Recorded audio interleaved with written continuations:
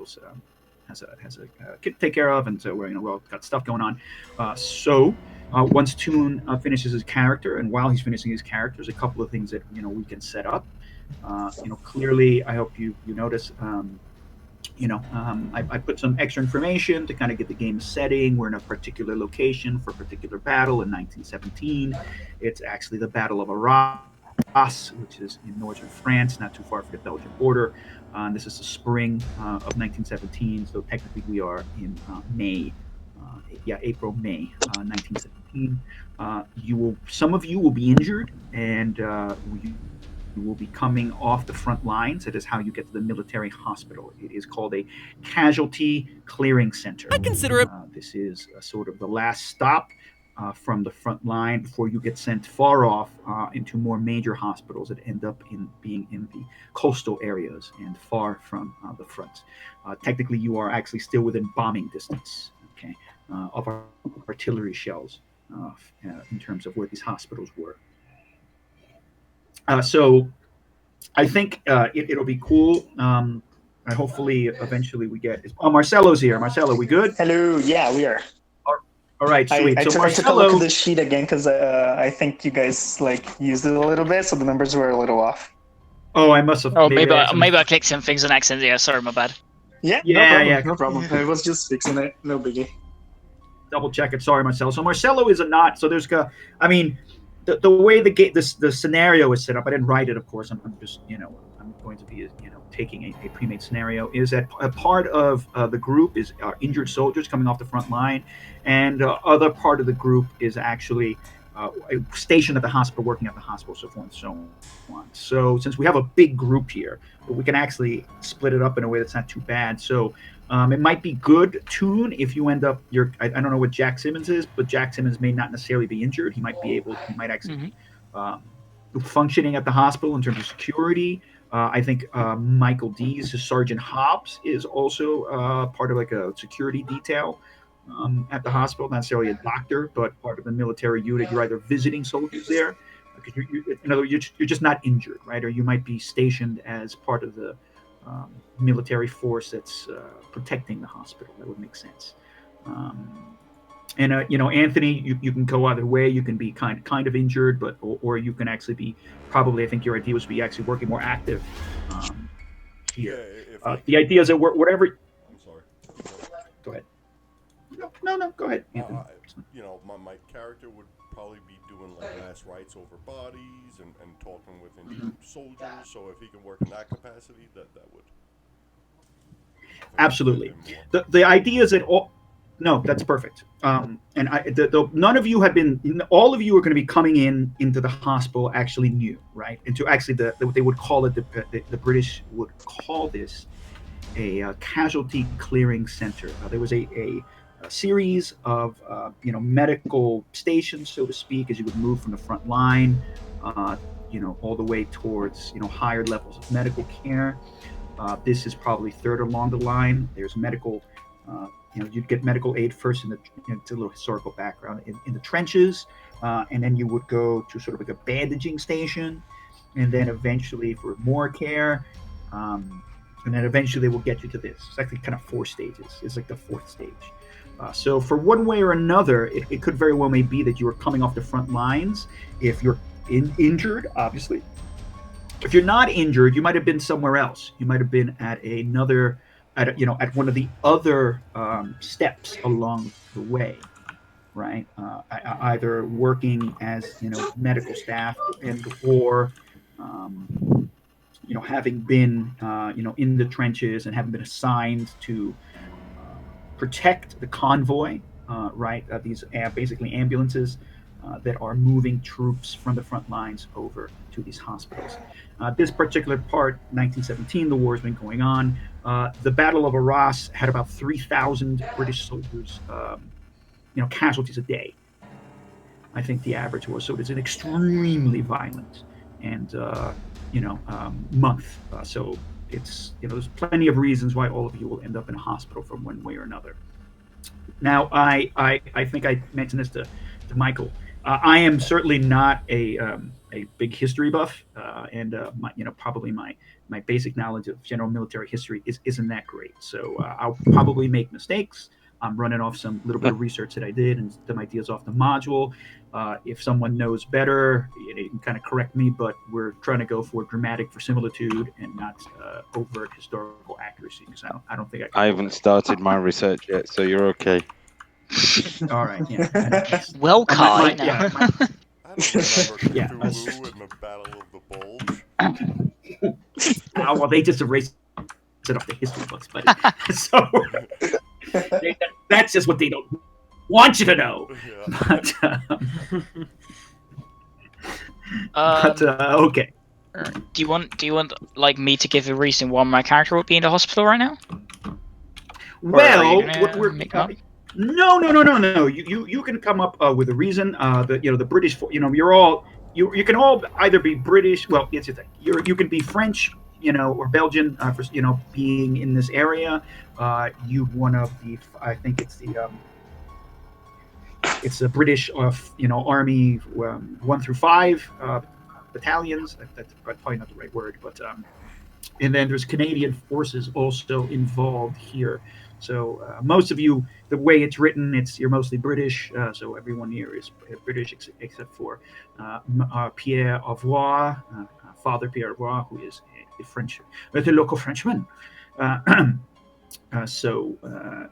you can come up with a reason why you might be, or you can steal it from one of the pre-gens. So it's up to you. I'll leave that open to you. So I reckon my character, because he's in the Royal Engineers, he'd probably be working here on some kind of medical device or something. Oh, okay. Or maybe Maybe he's maybe you're here because you got to repair the ambulances, right? The way that the field was, they recycled stuff. They'd have trucks, they'd have delivery trucks, they'd have the old school red the HP sauce trucks. They would have horse-driven carriages. So anything and everything that could, try and take the massive number of casualties coming off the battlefield and get it over to the medical care stations. Oh, by another point, obviously, I'm just prefacing since I'm a historical, not that much of a history buff at the end of the day. But World War I is already, I consider to be a pretty horrific scenario, right? Without any added supernatural horror elements in it. So it's one reason I find World War I stories interesting, because I find them quite frightening, just in and of themselves. So hopefully I can convey some of that mixed with a little bit of supernatural horror to make this an interesting story. For those of you who are injured, what I want to do is that I hope everyone can see this sort of the digital note that I presented. Yes. And Yes. it has some numbers. Yes. And so we're going to, those of you who are going to be injured, that will include Corporal Norbert Box, George Monk, and I believe Second Lieutenant Author James Probish. If you are going to be injured, then, and if anybody else thinks they want to be injured, then roll a d10 to determine what kind of injury has taken you off the battlefield, and we'll eventually narrate that incident. And then you can also roll a d6 to determine what part of your body has been affected. Do you have to roll that in roll 20, or you can roll real dice? No, roll in roll 20. So I know and I remember, and we all see. Yeah. All right. So Monk, you were injured during. Okay, so actually, I would say that you were burnt. I gotta fix that. So it's burnt. Actually, I messed that up. So it's burnt. So you've got a burn injury. Exploded myself. And you have a burn injury to your body. Oh no, I'm sorry. Okay, wait. Hold up. All right. So we got Monk. Let's remember this. So who's Monk? Who's playing Monk? Me. Lucas. Luis. Luis, desculpa. Tudo bem? Ok, desculpa, Luis. Você está um pouquinho baixinho. Aí. Okay. It's better now? Super Okay. melhor. Yeah, way better. Great. So, Luis, so then you've been burnt, and you've been burnt. Where do you want to be burnt? Can be my arms because I did with explosives. Maybe I did something wrong, so Okay, shit happens. Yeah, okay. Maybe there was maybe it was something like it could have been. We'll make it up, but your arms are burned. Could have been a gasoline burn. It could have been German flamethrowers. All these Malfunction. Some kind of malfunction. Okay, Yuri, you've been shot, and you have been shot in the torso. Okay, all right, very good. Which part of the torso? Like the chest or abdomen? You can make it up, right? That's a little bit of your choice, but okay, then just make a note somewhere that's where you've been injured. Luis, make a note there, that's where you've been injured. Okay. Okay. You want me to put it in the shit in the game, or just a note? Yeah, here put outside it's okay. no, put it in your character sheet in the notes area. Okay. Yeah. Okay. Yeah. So you can just put it there. Okay. And then Lucas. Aidez-moi. Did Lucas show up yet? No. Nah, he didn't. He started writing something in the chat, but he stopped it. I don't know why. Oh, I didn't see it. Let me just take a look what he's saying.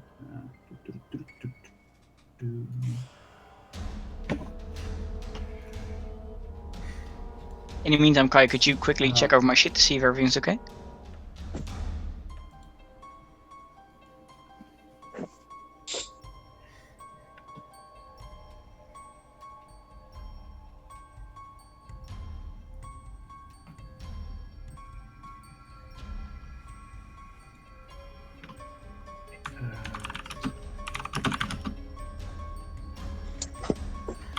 All right, Captain Jackson.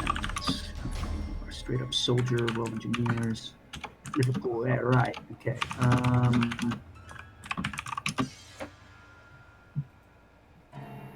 Yeah. I mean, I think that's you copied everything right, all those values right from the pre-gen, right?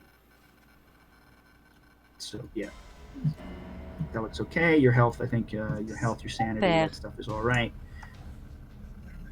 Yeah, because that should fill in. Yeah, I mean, I think that's okay. If the numbers are a little off in terms of, it looks like you've gone over things, but I think that's just because you didn't actually click the occupational skills. It doesn't matter. I'm sure it's fine. Oh yeah. Yeah, that little. No, remember the. Yeah.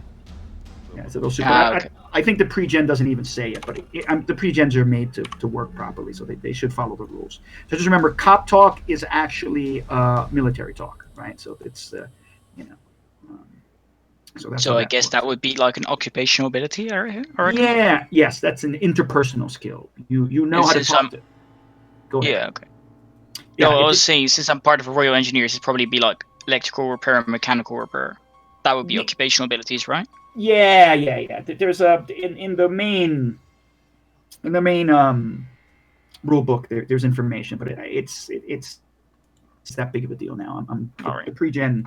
I'm going to trust the pre-gens. It's been published, so I'm sure it's okay. So I'm just going to make that ready to go there. And in case of rule questions, we'll look that up. Yeah. Okay. Cool. All right, so I think that looks good. And then I was just going to say, Lucas wrote me a question. Okay. All right. I'll wait here a little bit real quick till Lucas gets here. Hurry up, my man.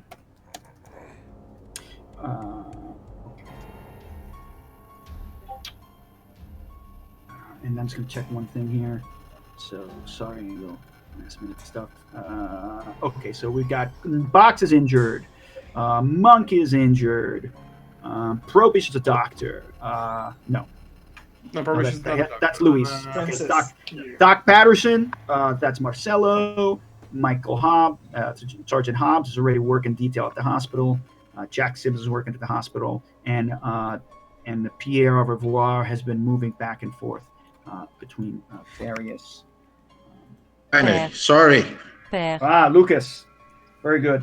Lucas, now that you're in, real quick, lots of people playing here tonight. We got another player. I'm just going to ask you real fast before we start to look at the. I don't know The why, digital- Kai, but for some Yes? reason I could just see your webcam. I don't know if you wanted to have that turned on or off. No, I know. I want it on. I mean, I know we normally don't use it, but I prefer face-to-face gaming. So I want you to see my pretty mug. You see. So. Sorry, Lucas. guys, I missed the time here. I was working, I missed it. But hi there, everybody. Lucas here. Hello. Hey, how you doing? Hello. Hi, Hi. Lucas. How you doing? Okay. Lucas. Would you like my video on Kai, or are you happy with? No, if anybody It's feels like like they not. want to show their video on, I mean that's fine. Did you know you I'm can cool turn with your video on Roll20 now, or on on Discord? it. Yeah, but then it'd be like it's hard to. Most of us are probably yeah. looking at row 20, so that wouldn't. Oh that could yes, be kinda yes, sir. hard. Yeah, it'd be a little bit weird, I think. So it's up to you. I mean, I'm cool with you turning it on. And so, Lucas, desculpa, estava falando aí, você vê essa nota aí, que tem aí umas coisas, rola um D10 e um D6, e aí we're going to figure out what injury has brought you to the hospital, and then what part of your body's been injured, and then we'll. It's 1d10 and 1d6. Yeah, and then the you injury thing is right there. Good. Okay, so then 4, you were blown up by artillery fire. Oh, Jesus Christ. Welcome to nice the war. beginning. I'm already dying.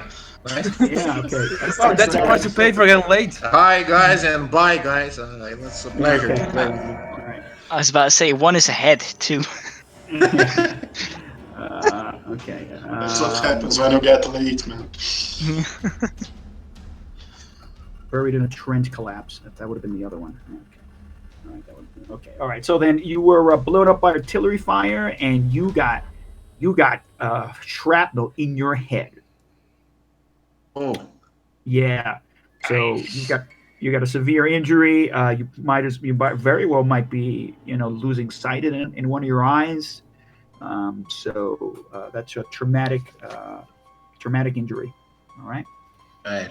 And One so, of my eyes is destroyed almost. Okay. Right. And so. All right. Another thing, my English is not so good, so I'm going to apologize since now, because sometimes I'm going to speak and everybody's going to just, what the hell he's saying. Don't worry, Lucas. I feel like that every time I talk with Michael D's there. He can hear me, can't he? Okay. All right. No problem. All right. So we got everybody in. I'll if you've just quick note. Remember, the system's super easy. Almost everything, the majority of things that happen are about either clue gathering, which is totally on all those interpersonal and technical skills and so on. And it's basically you got a skill, you can pipe up and say, I think I can use my knowledge to get some information, and you will get it. There's no rolling for information. Sometimes you can spend points to get extra information, but any serious pertinent information is really a kind of a role-playing exercise of you, telling me how you use your skill to know something. Or I'll try and ask if someone has the skill. The other thing is doing, I know some of you already heard this, it's boring, just quick sense. Everything's based on D6 rolls, right? Those general abilities, if you want to combat, you want to fight, you want to run, you roll a D6 and you spend points from those pools, like firearms, you want to shoot someone, I'm going to roll a D6 and maybe spend 2 points out of my 6 points, and I'll have 4 left, right? So those are points to spend as bonuses to add to the dice. Super easy, don't worry about it, super easy system. All right. So, let's try and then get on this. Give me a second here, and then I will get myself in the.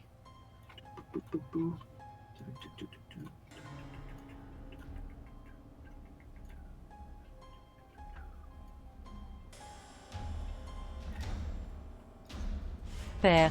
Let's play around with this. All right. So, like I said, all of you have been spending at least a month here in this area, preparing for the Battle of Arras. And the Battle of Arras has come. It has been a fierce set of weeks in violent.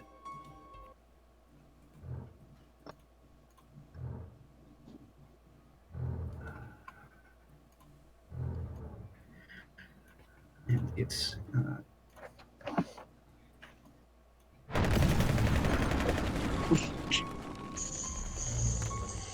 Fucking hell.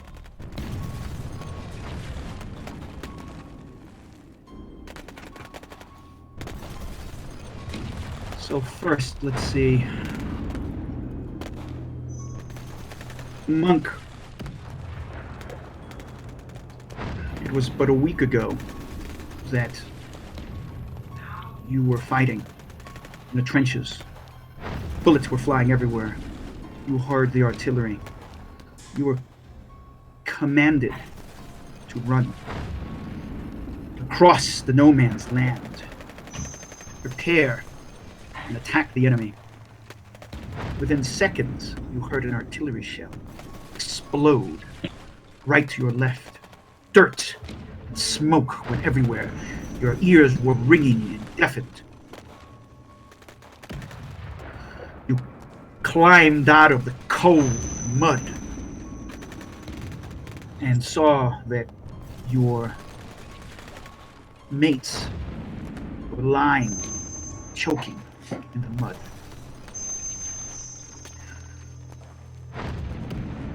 Corporal Kenning, who you had befriended over the last couple of days. He'd come in somewhere from the north of England. You hardly understood his accent, but sharing a couple of smokes, you made friends. He's lying there in the smoking crater. His legs had been shorn off by the shrapnel. His lower legs are gone. All you can see are the white of his femurs. He's gurgling blood. He spits it out and calls for you as he sees you out of his blackened face. He's trying to wave you over. The bullets are flying over you, crawling along the ground. He says, "Hey, could you straighten my legs? Could you just straighten them out? Please. I want to get comfortable." There's nothing there but bone. What are you going to do?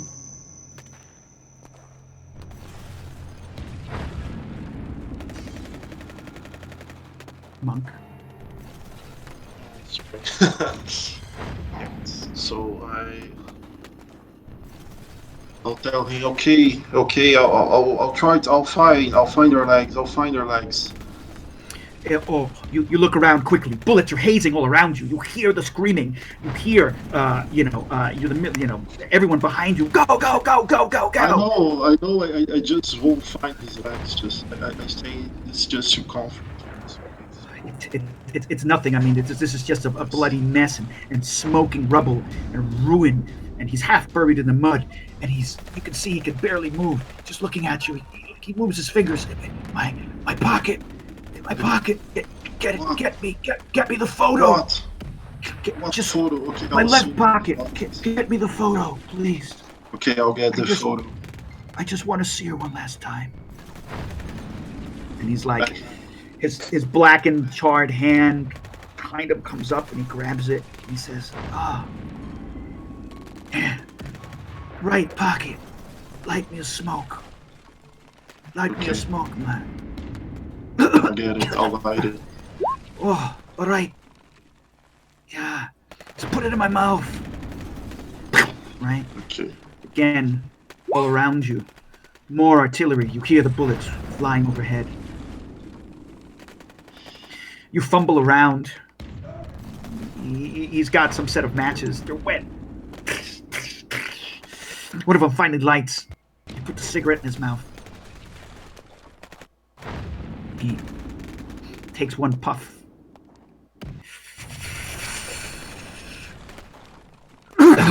Coughs. Cigarette falls out. His hand falls with the photo into the mud. Okay, His eyes glaze over. what's in the photo? The photo's a young woman, probably early 20s. Pretty lass. Golden flaxen hair, or at least you think the hair looks light. Of course, it's partially charred and in the mud. And everyone around you is running. Someone grabs you by the backpack and pulls you ahead. Go, go, go! Okay, I'll go.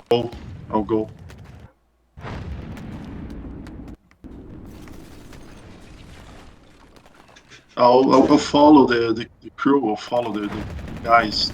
Okay. I would like you to roll a stability test. A stability test is going to be a d6. You can roll a d6. You can spend points from your stability pool if you wish. Okay. But this was although you've seen many things, this is an emotionally traumatic experience. And so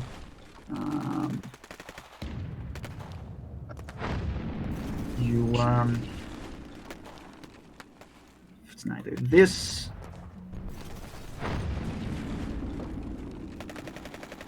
What is the difficulty? The difficulty is a 4. Okay, I'll spend one point stability to roll. Okay. Sure. Okay.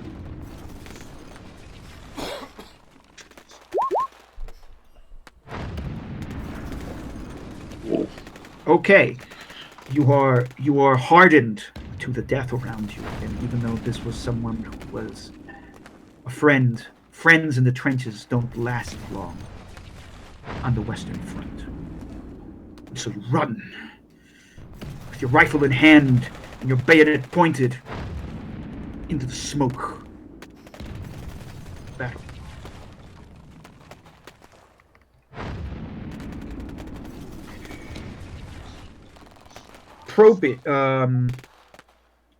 Norbert Box.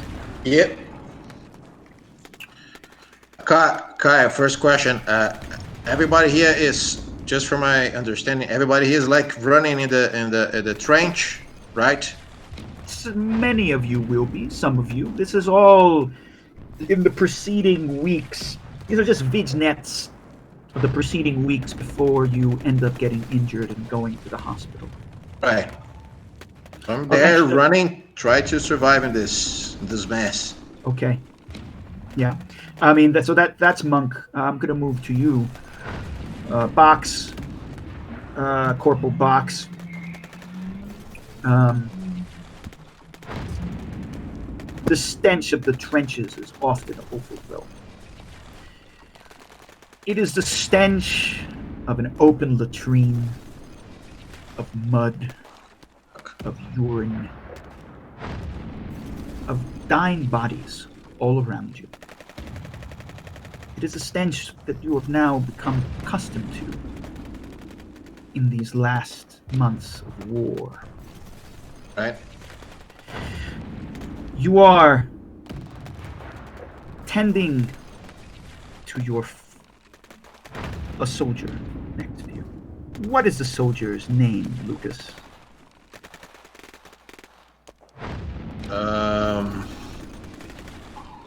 I don't know. I can barely see him, but I don't know.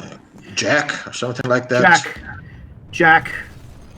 You and Jack have been serving together for the past 3 months in the Fifth Army of the British, of the British forces. Jack was shot in his leg 2 days ago. You have been pinned down in the trenches. The bombing has been non-stop. The bullets have been weaving overhead. It is night and you could hear the German machine guns just shooting above you.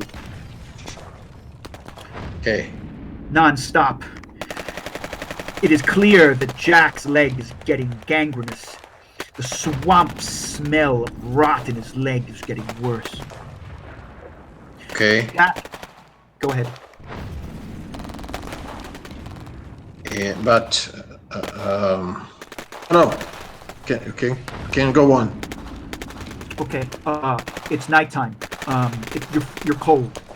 It's a freezing night. There's frost that's growing over the mud, and there is a thick, dense ground fog everywhere. Mixed with the smoke of the artillery, you can't see anything. You hear people shooting. You've run out of bullets. Your fingers are freezing and numb. Jack is calling for you. He wants you to take him to the latrine. I grab him. We are. Okay. He's the closer person that I have known in this last month. Yes. Everyone else. So I have a close, very close relationship. So I got him. Say, go, man. Let's go. What do you need? Okay. I have to go to the latrine. I mean, not only is the gangrene, but he seems to have some sort of dysentery or something because he can't stop shitting himself.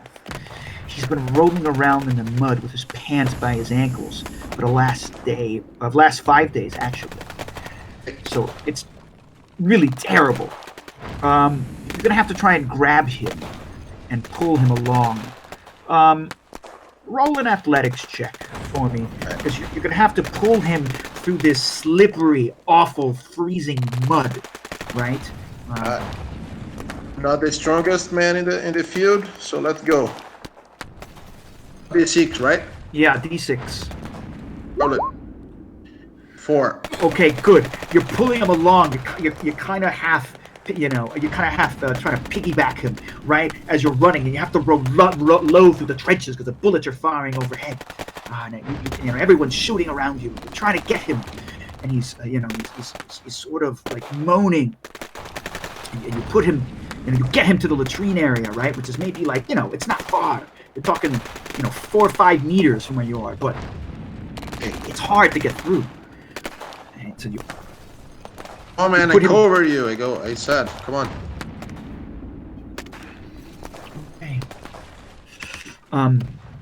You get him over the latrine, and he's trying to sit himself, over the latrine, and he's super weak. He's like asking you, please, help me, and you're holding him there. Trying to hold him as he's just fucking shitting, man. It's just this violent diarrhea that comes out of him. Okay. But suddenly, just a flash of people, they start, of other soldiers, they back into you. You see someone just got shot. They fell off the top of the trenches and bump into you, and you lose hold of Jack, and Jack sort of falls. And suddenly there's a German above you. You can hear somebody screaming in German. Shots are being fired. Can I try to shoot back? Yes. Okay. What I do? One shoot back. Okay, so you're gonna have to use your firearms skill. Right. Okay. Firearms 8. All right. So again, the difficulty, because you're shooting from the trenches and you can't see, and it's at the dark, you just hear everyone's firing. There's muzzle flashes and noise everywhere, and all you hear is a couple of German voices screaming, right? And you see the flash of a bayonet, and you see everyone screaming, "There they are! There they are!" So the difficulty is, normally it's 3 to hit someone, but it might be higher. What are you gonna do? I spend a point here of firearms. Yes. And I'm going to spend 1 point here. Fine. Alright, so 1d6. Roll in. Plus 1. Okay, Plus 4. Excellent. You shoot to a silhouette that's on top, that suddenly flashes ahead of you, right? Because you can see the silhouette, from the explosions, the light from the artillery fire from the background. It's somehow an explosion. The light just glints off off the musket. You shoot and you hear someone scream. They fall on top of you. Fuck. The body falls on top of you. It pounds you down into this cold, disgusting mud. I throw the motherfucker back. Oh, get out of here. Okay. All right. Well, all this is happening. You try. You push him off.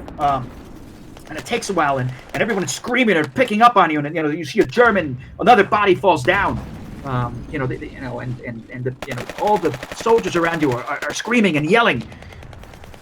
Right? Can I shoot back again? Yeah. I'm being attacked, right? Yeah, shoot. Yeah, you shoot gunfire all around you. You can hear the gun. You can hear the bullets hitting the trench behind you. Okay, I'm gonna shoot back the Germans. Go ahead, take another shot. That's 6. Okay. Multiple shots are fired, and you see another German fall. And it just probably falls maybe 10 feet from you. And then suddenly you hear everyone screaming, "Grenade!" I jump into Jack, protect him. Okay, all right. And again, suddenly just.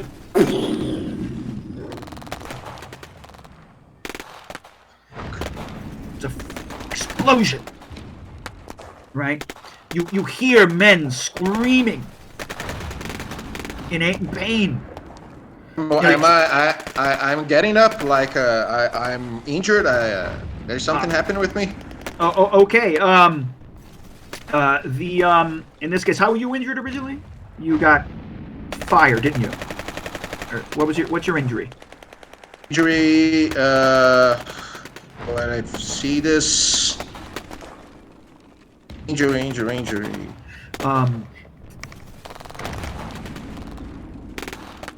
Well, I have 4 points of health because I was already injured, right? I'm a little bit lost here. No, I didn't say you got hit by anything quite just yet. All right. So, started with 8 points of health.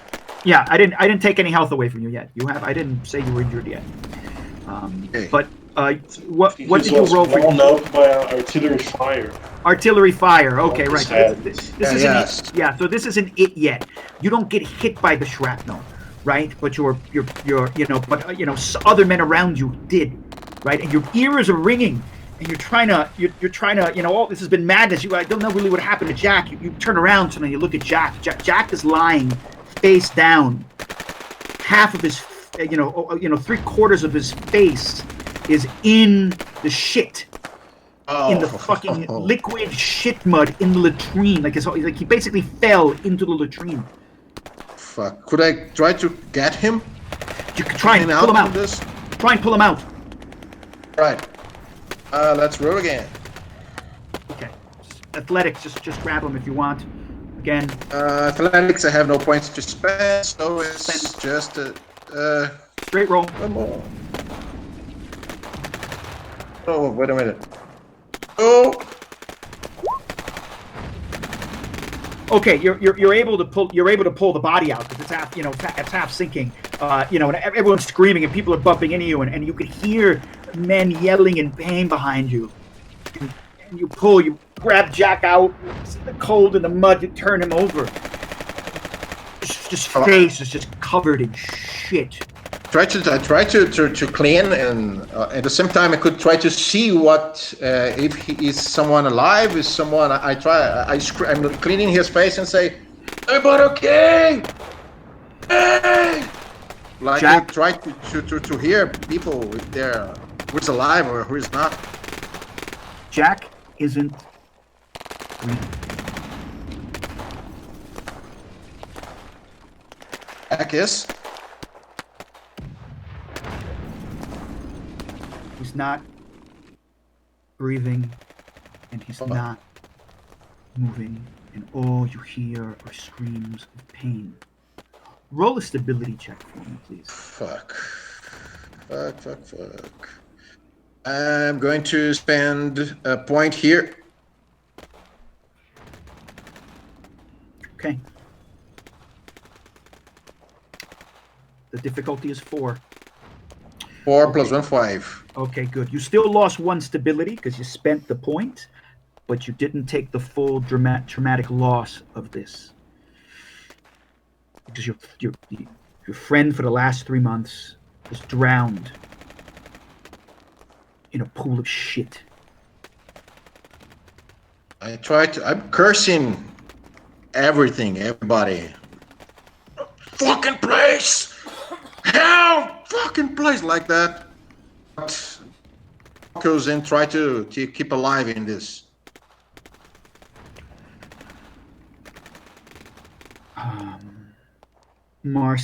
Victor. Okay, I'm going to pause this for a moment. Give me a second here. Victor, the hospital doesn't stop. Day in and day out, it doesn't stop.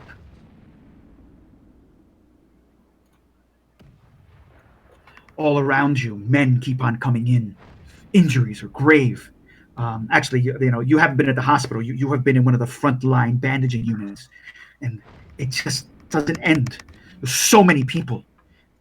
24 hours a day. You can scarcely rest. You can barely sleep.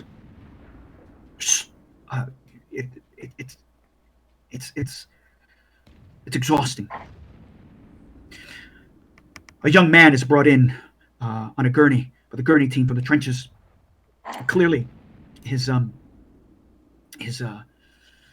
multiple shots and in both his legs and his chest. He's bleeding tremendously. His face is very white. It looks his lips are getting blue. His breathing is shallow. They've tried to tourniquet it, but they haven't had enough materials. What are you going to do? Where am I exactly? Like, is it like a tent or? You are in a gap in here. You're not here? Yeah. Okay. Yeah. You are in the trenches. Not far from the trenches. You are basically in a field station, a small field station that sits right outside the trenches, maybe only a couple hundred meters back. It is an emergency first aid station. It is a second in line in terms of receiving soldiers to get them ready to go. Okay. We still have some gear on me to do a first you have aid. Gear, you have medical staff, nurses. Yeah, you have everything. I'm gonna try and stop the bleeding as fast as I can and get as much nurses as I can on him working as well because he has a lot of wounds, right? Yes, he has a ton. He has a ton of wounds, and so let me look at your guy here real quick, all right? Because I want to think about who he is. Okay, guys, you don't mind again? I'm just doing some quick, prelude stories just to kind of get us into. Right. Do continue, Kyle. I'm loving this. Really good as always, Kai. Like. Yeah, I was about to say, this is insane. I just wait I might have nightmares tonight, but Doc Patterson. Okay. Dr. Patterson, you are assess honesty, you are biology, languages, first aid. Yeah. So what you need to do is that you need to try and roll a first aid on him. So how do you do that? That's the wrong one. Again, we're also just click on the sheet, right? The rules. Yeah, you can click on a sheet and just roll a first aid check. Yes. You need to stabilize him. So you need to do a first aid check against difficulty 3, or he is going to bleed out. Okay. Oof. Whoa. Okay. Excellent. All right. One is alive now. So he's, you've stabilized him, right? And I mean, your hands are just covered in blood because his femoral artery was ruptured. It was squirting everywhere. For God's sakes, the soldiers on the battlefield, when they're trying to just quickly tourniquet people and wrap the wounds up, they're not ready for this, right? They just need to pull people out, out of the trenches as fast as possible and bring them to you, right? And you can, again, there's bombing, and you can still hear the battle's going on, right? This is probably the first battle of the Scarp. You can hear the bombs in the distance. You can, the artillery fire from your side is booming, just not far from you, right? It's a deafening, insane thing, and you just stabilize them, and suddenly you see just more men and more men coming in, and it doesn't stop. You see someone come in, And it's just no way. Half his face must have been blown off with shrapnel, and he's got, you can see his uniform's completely burned onto his body. Right, the nurses start trying to clip away very quickly, trying to get the uniform off, and it's nothing. It's suddenly you see it, you hear the ripping sound, and it just pulls off skin. And he's looking at you. Someone else who comes in. Someone else who just came in. Yeah. It's like nonstop, man. It's nonstop. The train of people. You just can't keep up. Right? There's other doctors whirling around you. There's yelling and screaming. It's chaos.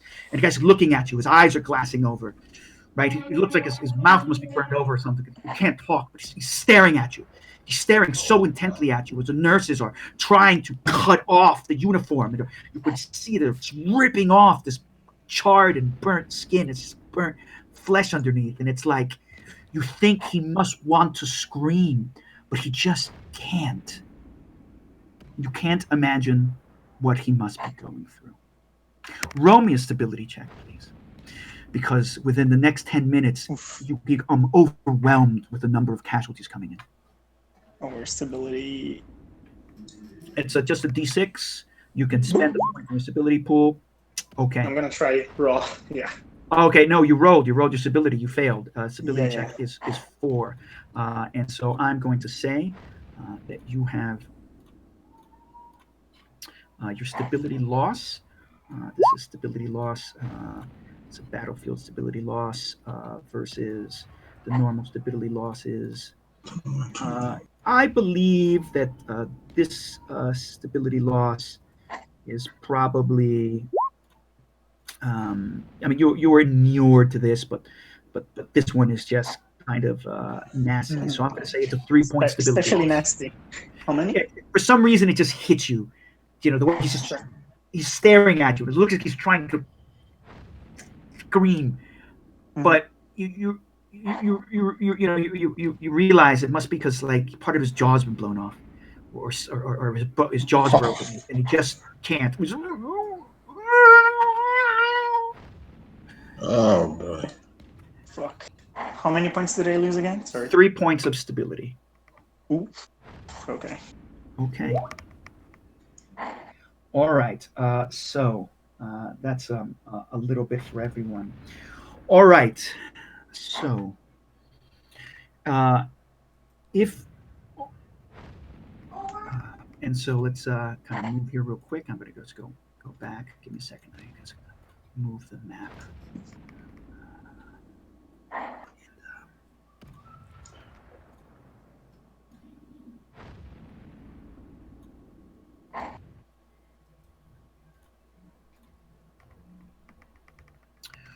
Okay, so I'm going to ask those of you who were injured, yes, who were injured in the battlefield. We haven't quite gone over your battlefield injury yet, but we are going to prelude the mechanical effect of whatever the battlefield injury is. Okay, because what you're going to be doing is you're going to be coming off the battlefield. That is how you all will meet. So, okay. I need everyone who was on the battlefield, which will therefore include Corporal Norbert Box. All right. Arthur Probish, and George Monk.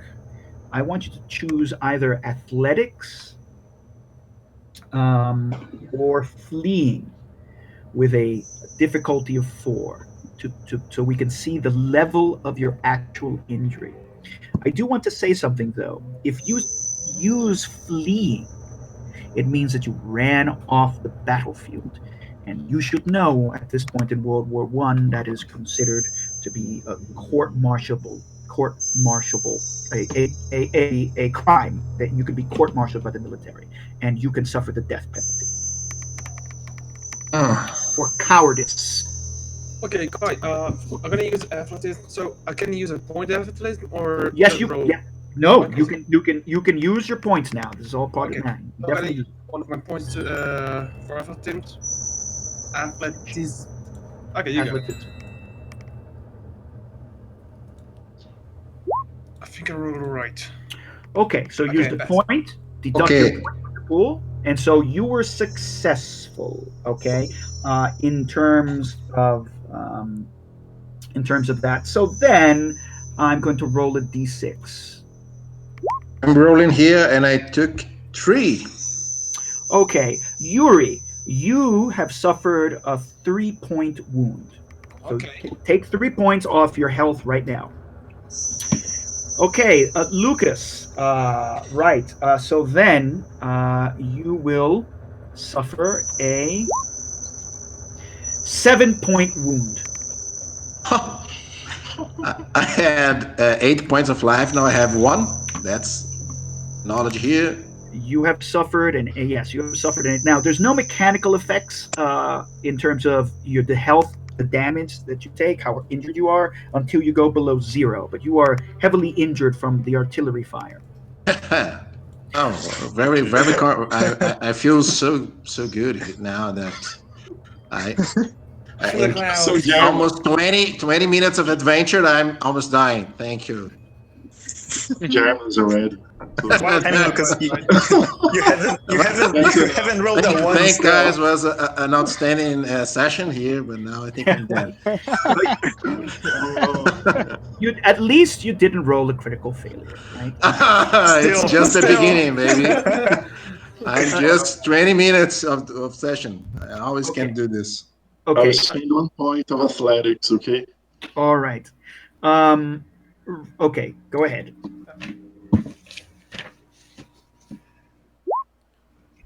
Excellent. Well, no problem. Okay, so that's a great roll, and you will take 3 points of health of damage, right? So take 3 points off your health. All right, so that is going to be the extent of your injuries. I won't necessarily. We'll go through them later. We'll narrate them if we want, but just so you know, that's how you're coming in at the moment. Okay. And so, just so you know, Kai, my laptop's about to shut down. I'll be back in as soon as it restarts. Oh, okay. Don't ask me why. It's a school laptop. I was just about to bring you in. I wanted to play you through a scene, but we'll wait till you come back. All right, Michael? I mean, Sergeant Hobbs. Okay, so if your laptop's okay, so all right. So then, remember, all of you have moved through a variety of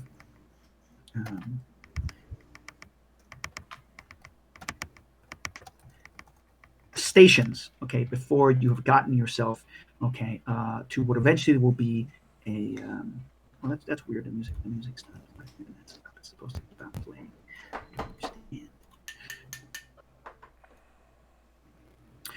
Before you get to the clearinghouse, the casualty clearinghouse station, I should say.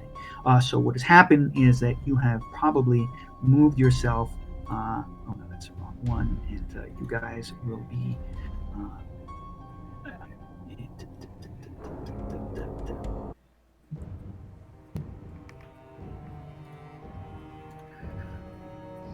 Before you are officially moved, you will be in this location. You can see one of the many double-decker buses that will eventually be transporting you to a more appropriate medical care. But for right now, you've been taken far away enough from the front lines to earn a bit of respite. Of course, it doesn't mean that you still can't hear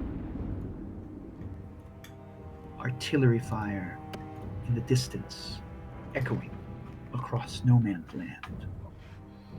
The trenches, the war, doesn't ever seem to ebb, at least not for the last couple of weeks.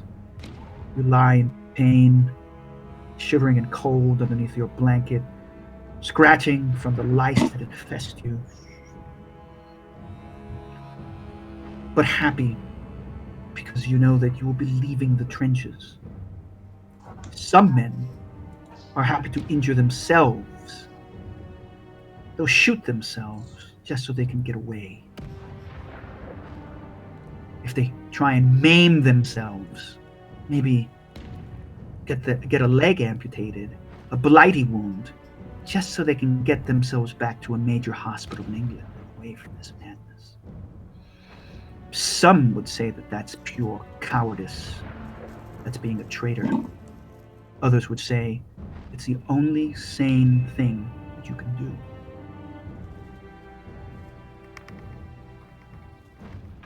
Oh.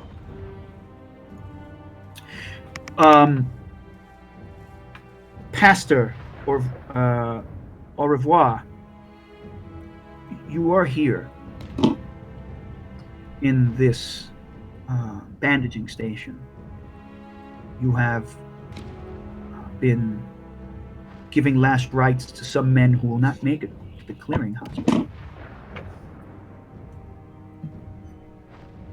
Tell us what you do, or what you might do, as you walk around the injured and sometimes dying men.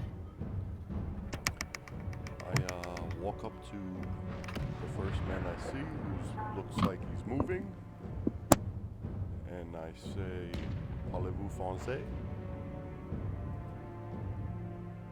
And if he responds in English, I start speaking English to him, and I ask him what I could do to help comfort him.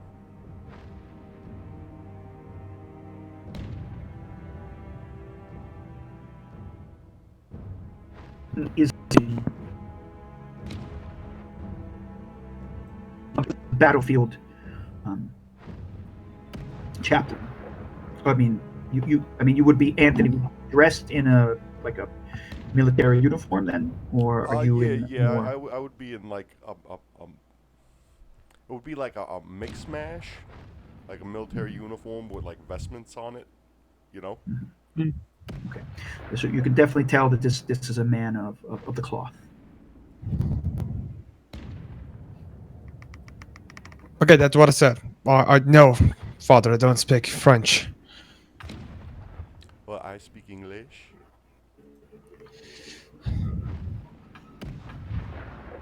Well, I assume you're here to help me with my wound, but you just shot the wound. Nothing to worry about. Probably there's a man with worse problems than me right now. Okay, son. Well, thank you.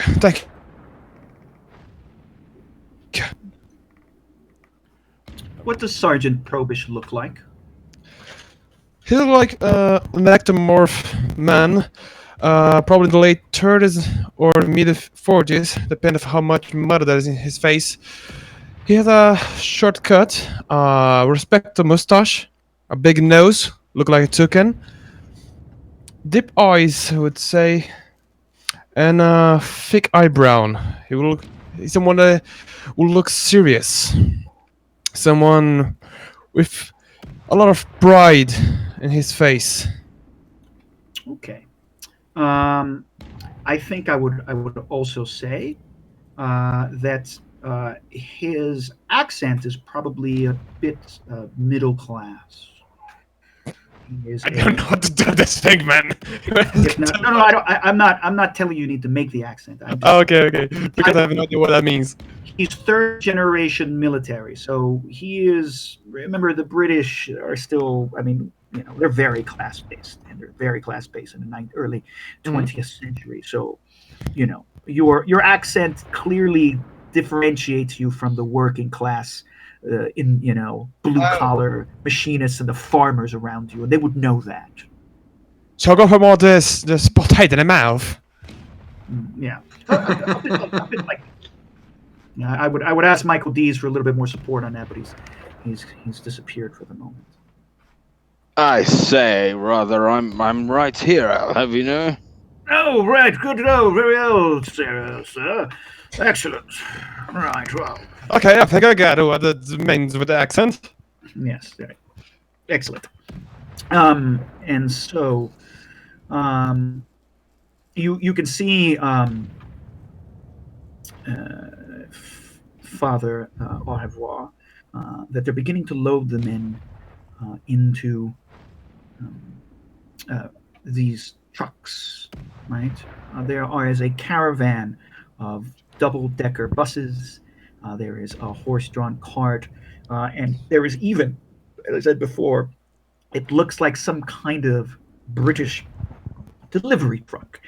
It's although it seems to be quite well worn, it's actually painted a sort of maroon red and has the HP sauce emblem painted on the side, although it's kind of trashed and bullet ridden and partially washed off from the rain. One of the commanding medical officers comes by and says, "Excuse me, father." Yes. Well, we're going to be taking this batch of men over to the casualty clearinghouse number 8. And, I don't think all of them are going to make it. It would be good if you could perhaps go along with them. See them there. Any of them pass along the way. Please send them a gold. It would be my pleasure.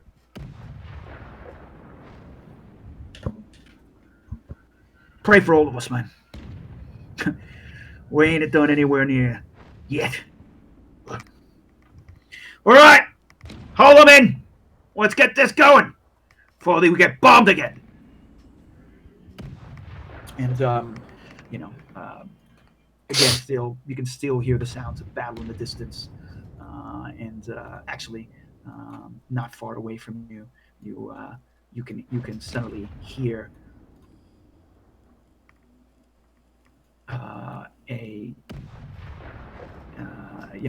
bomb explosions, and they're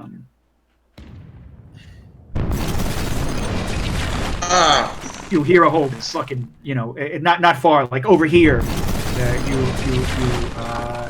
You hear it go, and you hear it. The whole building collapses. A massive explosion, and the officer who just said, hurry up! Let's get them going now! Run up now!" As people scatter and start putting all available hands on deck to get them on these wagons and this caravan starting to go. So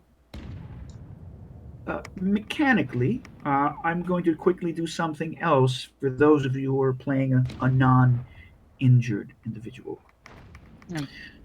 If you're not playing an injured individual, then what let's be oppressive blue. I've been playing the whole time. Then what I want you to do, yes, is that I would like you. Oops, I just missed what I was supposed to do here.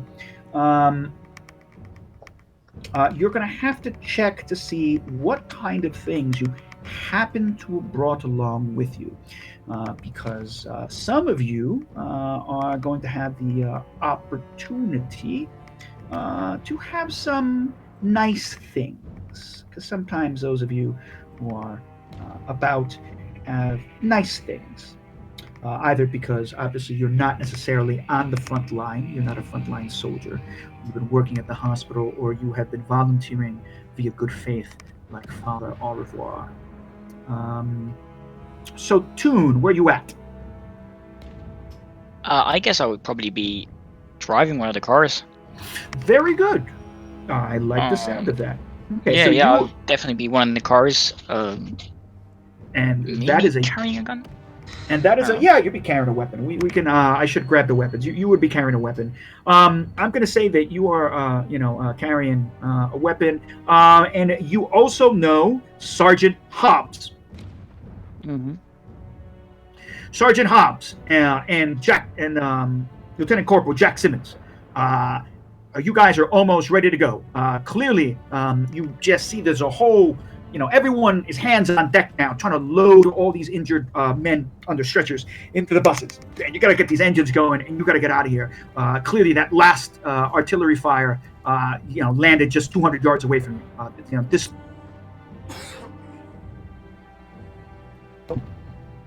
Quickly, get yourselves ready to go. Lieutenant Anthony, I'm going to need help here. Would a Lieutenant Corporal would he be in terms of hierarchy? Would he be would Sergeant Hobbs be his superior? I don't think there's any such thing as a lieutenant corporal. Okay, I don't because I see LC. Probably not in the U.S. Army then, I guess. Yeah, but I think it's Maybe a British Lance terms. Corporal. Lance Corporal. Yeah. Oh, yeah, that's probably yeah. That's enlisted. So yeah, a sergeant is higher than Lance Corporal. Okay, Lance Corporal, you need to go talk to Sergeant Hobbs to organize the caravan. Right, Captain, or I mean Sergeant. I feel like it would be in our best interest to go right now. Well, get on with it then, son. What are you stood here talking for? Go and get them bodies in the trucks. all right. And then he's gonna go out and he's gonna try and shout, I guess, over the. He's gonna try and coordinate as good as he can, I guess, over the sound of like the bombs dropping and shit in the distance. And he's just gonna be yelling like, "Alright, you in that truck, you in that truck, you in this place, go to that truck." And then when everything's loaded up, he's gonna get into his own truck, which would be carrying, I guess, injured. Mm-hmm. And just yelling out the window, "Go, go, go, go, go!" All right, Sergeant Hobbs, you're organizing things, and you're probably going to be also driving one of the trucks, organizing some of the troops who are either the walking wounded and can shoot a weapon in case they need to. Although you are far enough in the front line, we don't think that's an issue. You do have to deal with the problem of Emma, of Cherry Patterson. She is a she is one of these Cian Frances, some posh upper crust girl who thought it would be a great adventure to come to the world to go see what's happening on the front lines. Not a lady, for the love of God, who let a lady on the front line? Get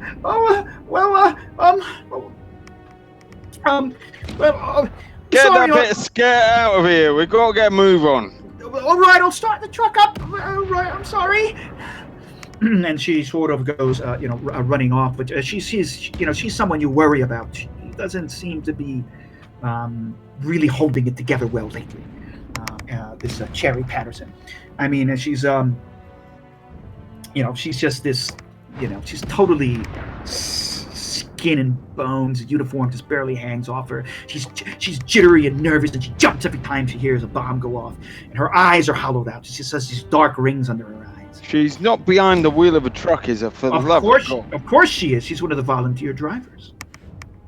Oh my God! Can I not put Simmons in with her to keep an eye on her? You could put Simmons in there to keep an eye on her, of course, but you're going to have to drive his truck then. I'd rather be driving my own truck than being in with that woman getting in the way. My goodness. No, maybe I should keep an eye on her. You make a decision. Okay, I'll get in the truck. All right. Sergeant Hobbs. Well, it's good to see you, sir. We're almost ready to go off. Well, the bombs get really close here. Just put it in gear, for crying out loud, woman. Handbrake off. Yes, sir. Easy, don't flutter. All right. Well, the lead truck's going, so here we go. Hope everyone's loaded. Hope we don't get bombed. No. And so off you go. Now, I'm going to pause because I'm going to ask both Sergeant Hobbs, Doc Francis, Lance Corporal Simmons, and Father Au revoir to please roll me a preparedness check at difficulty 4. Ooh. Okay. All of you, please roll me a preparedness check I assume at difficulty 4. skill I don't have anything in, so. Oh, do I just need to roll it? Okay. You just roll it, yeah. If you don't have the skill. Oh, yeah, just clicks on. Okay, fuck. You don't have anything. Hobbs, nothing. Nope. I'll spend a point. 1. Okay, Foco, you okay? So Patterson's got nothing. Wait, Hobbs, that was your first roll was at that 3, right? Yeah. Oh, did I do it twice? Sorry. Yeah, you did it twice. I'm sorry. I'm gonna take that 3. So it Yeah. goes like this. Only, and it makes sense because he's a local. Only Father Au Revoir had the foresight to smuggle in some good goods. And it means that Father Au Revoir, for some reason, has nice things like cigars, jam, cheese, books, something in a small backpack. He knows that it's useful. Soldiers like these things. It's also wealth. It's probably wine. So the credit rating. Bingo. So that's what you got. You got wine, cheese, and cigarettes in a small leather knapsack, right, along with your Bible, of course. And these are the types of things that you can use when you need to negotiate with people, perhaps. Yes. And then I'm going to say that, therefore, Father Au Revoir, your credit rating is overall boosted by 2 points. Ooh. Yeah. Nice. So you are Leave me alone, son. right. Okay. All right. And then I would like everyone to roll sense trouble, and this is at difficulty 3.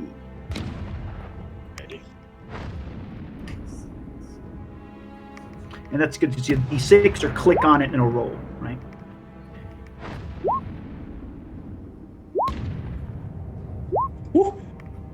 Okay, very good. So everyone except Father Au Revoir and Father Au Revoir, Doc Patterson, Jack Simmons. Okay, only Father Au Revoir has not heard something, and it's that this. You know that this particular caravan is heading to Casualty Clearing Station number 8, which is not too far outside of Arras.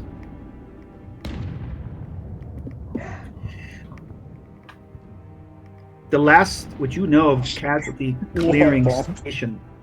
Sorry. Someone saying something? No, sorry. So Casualty Clearing Station number 8, what you know is that what you've heard of it is not good. I mean, there are 3 casualty clearing stations in a very close area, right outside of Arras. I mean, none of them it's good because you have so many casualties coming in from the front line. But at this point, you know that it's a very difficult posting. The staff seems to come and go with indecent haste, and the casualty list and the casualty numbers of deaths coming out of it is very high. Any of you who passed this test